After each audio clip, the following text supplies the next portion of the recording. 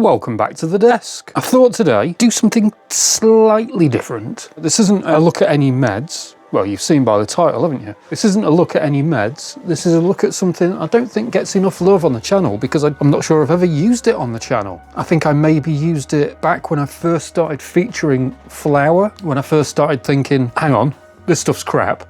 This stuff's really nice. I should try and let anyone know who's interested that this stuff's crap and that this stuff's nice. Don't buy this. That's all right though. And that's exactly where we are now. Forward 3 years or whatever, and here's where we are. But this will have been the first device I ever featured on the channel, I think. This is the NOMAD II from Morwoodco. This is made in Ontario, I think. Handmade, the entire thing, handmade in Dan Morrison's woodshop by Dan himself. This is something of a work of art, but because it's a functional item, it hasn't necessarily been looked after that well by myself, and now it's just sat in a drawer doing nothing. So I'm kind of considering selling this, to be honest. This should be getting love and use from someone. But what is it? What are we looking at? Well, this is for dry herb. You could probably get away with sticking a little bit of extracts in this, but you'd have to use it really carefully. You'd have to use it with hemp or cotton fibre or a bed of flour. You could maybe get some decent temps though. What are we looking at though? So as with the TinyBite and a few other devices, this is a stem loader. So you do the inhale method to load up that stem. Let's do that slightly, let's do that off camera. Although to be fair, because of the way this works, you are literally kind of playing with fire by doing a fine grind on this. You want a coarse grind or just a whole nug really, just a whole little nug, or just to break up a little bit of nug in your fingers. I am going to go pro though with some ground material. And obviously like the TinyBite, you load it upside down like that. What is this though? How does it work? What is going on with this? You've clearly got some sort of button here, and there's clearly something going on down here. Shall we find out by having a look? Let's take this stem back out. We'll put that to one side and I'll use that in a minute. But yeah, that is the button, and that inside the button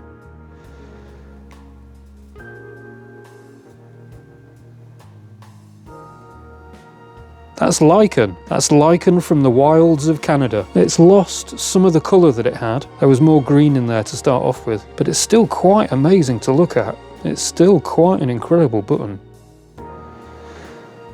And it's got a nice bounce to it. And how it achieves that bounce is ingenious. We'll see that in a second. So the bottom comes off. It's held on by magnets. That is the air intake. These are brass connectors, and this is brass on the outside as well. It uses standard 18650 batteries, so you can replace them really easily. And this is where things start getting amazing and ingenious. So obviously we've got the two magnets that keep the end on. That is on a slight bounce, look, so you can see that it pivots. And why does it do that? Well, that bit connects to the heater, that little metal connector on the heater. That bit connects to the battery. So there's a circuit being made there basically from the battery to the heater. This is so simple but so complicated on a minute level. This is incredible that he did this. This is the heater, so that's replaceable as well if it burns out. Look at this. Much like the TinyBite, with its big coil of a flat sheet, this is a corrugated sheet coil. The intricacy and the time it must have taken someone to do that by hand. And that is your heater. With the air intake there. Ingenious. The ingenuity doesn't stop there though. Back to the button. Now if you look down there, can we get a light down there? There you go. You can see it moving. Now the way that moves, if you look on the top of an 18650, you've got that plastic shielding. So all you're doing when you press the button is moving that little bit in there off the plastic sheeting and completing the connection with this top, which then is obviously connected to this bottom. And obviously when that connects properly, you see how the other end of that will be touching the heater. So with you pressing that button in and completing that circuit, that gives you power. So because of the way it works, you have to kind of, you know, count in your head up to 10, then the heater's generally up to temp, then you take your finger off the button and gently inhale. You could pulse the button to give more power going through to the heater, but this is what they call an unregulated device. There are no heat settings, there are no temp settings on this. So you're having to do it through getting used to it, understanding how it works, through mouth feel, gauging the temperature on your tongue, all those kind of things. And I invariably get it slightly wrong. So that's one reason why when I got to the Tiny-Mite and it's more foolproof, it's like, oh no, the Tiny-Mite is kind of taken over. And I waited for a long time for this. This took probably a couple of years to be made, cost a fair amount of money. I went for all the cheapest options, which is why it's all kind of plain wood. And yeah, you can see where I've given it a slight burn with a ball vape by accident. What a beautiful thing though. I'll drop on screen right now some other versions of this from Dan's Instagram page if you want to get hold of him. I'll leave a link in the description to Morwoodco, which is his Instagram page, and look at some of the woods and some of the colours and the designs that you could choose for this. Obviously every different kind of wood has different prices, but just check out the beauty of some of the things that he's made. Just incredible. I didn't have a decent portable that I particularly liked. I wanted something other than, I think I only had a Dynavap at the time, and I wanted something other than, you know, using a lighter and all that kind of stuff out in the wilderness, and I don't think the induction heaters were out or any good at the time. So I ordered this. It's beautiful, and obviously there's a screen down there, and there are O-rings in there as well, which help keep the stem in. Also came with a wooden stem. I asked for a wooden stem as well because I am amazing at breaking glass, and at some point I did drop this and it hit the deck outside the studio and the glass snapped off inside. So trying to get that glass out from in here was horrible. Oh, I did not enjoy that. Standard blackwood stem though. The ingenuity hasn't finished there though. So there is another slight, not a problem necessarily with this, but something that people need to be aware of. Brass tarnishes over time just with oxidization, just with contact to the air, just with existing. So it means the connections that make the electrical connection, they tarnish over time. Because the tarnish is there, the dirt is there, it stops the electrical connection from being made as well, so the heater doesn't get up to temp as much. So occasionally you have to use these things, polishing pads, or you can use a standard eraser and just giving them a little clean like that. It gets that extra bit of dirt off and makes the connection absolutely perfect. But there's also the connection down in there. Now that's going to get tarnished as well. What do you do with that? Well, ingenuity time. Down in there, what's actually being moved is a tiny little screw with an Allen key connection on it.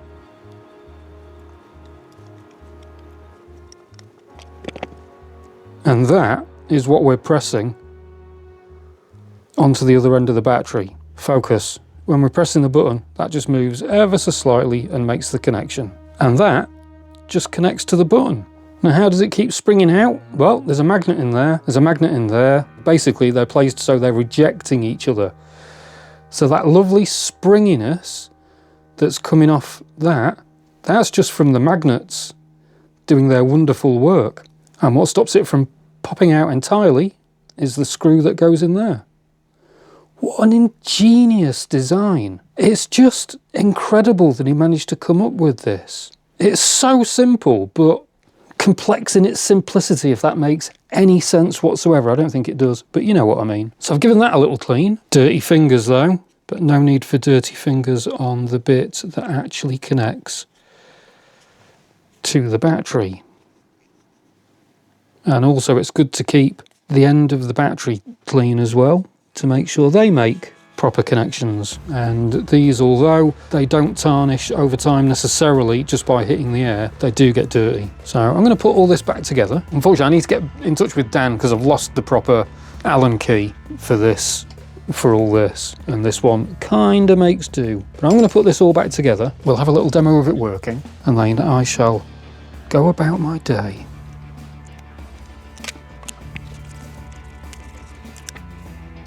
Amazing. Absolutely amazing.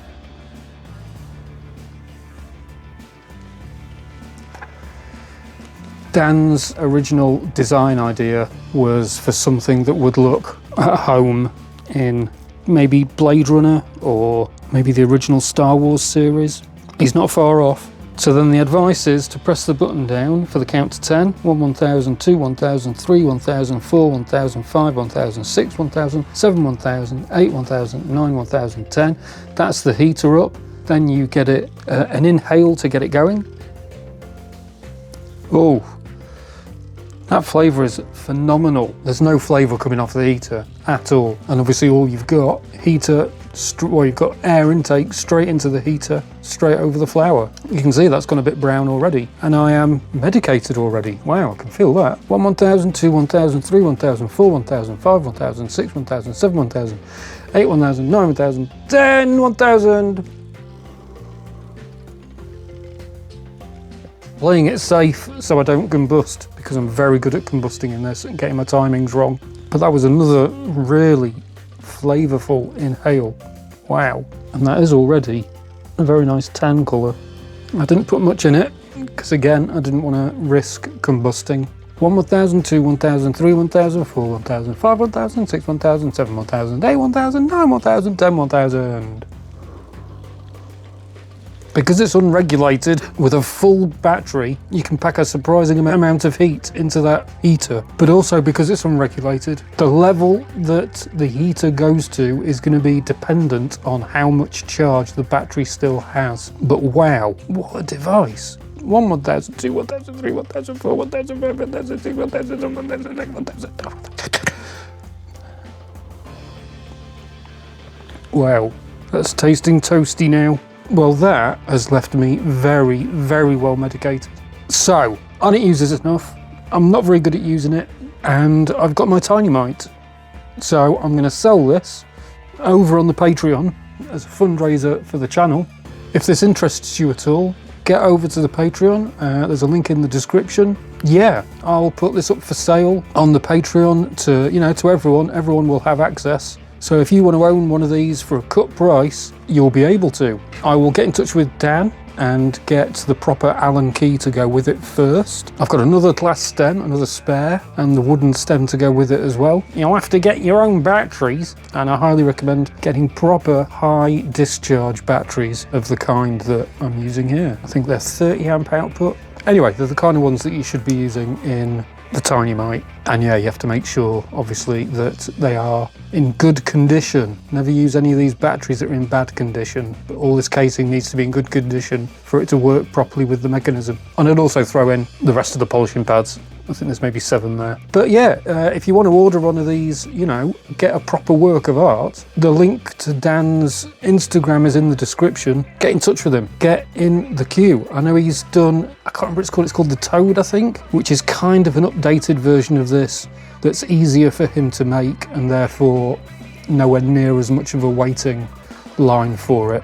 The NOMAD II maybe even be retired by now, I don't know. But there is a successor out there, and there is something very similar to this. But I think he still makes these, it's just a longer waiting list. But if you want one sooner than that, that's a little bit on the plain side, if you ask him, I'm sure he could make different coloured caps for you, different kinds of wooden stems, and there you have it. That, my friends, is the NOMAD II from Morwoodco. I hope you've enjoyed that look at a little dry herb device that's unsung and not quite so well known, but is well worth knowing about and considering. If you want to buy yourself a new, wonderful, handmade, designed by yourself device made by a single guy in Canada who just loves what he's doing and just loves the flower. Anyway, thanks for watching. If any of this has been useful or interesting, hit the like and the subscribe. Make a massive difference to the channel. Share this video around. Makes a huge difference to the channel and makes a huge difference to me potentially being listened to when I go and have a go at companies or forward issues that patients are having and try and speak on people's behalves.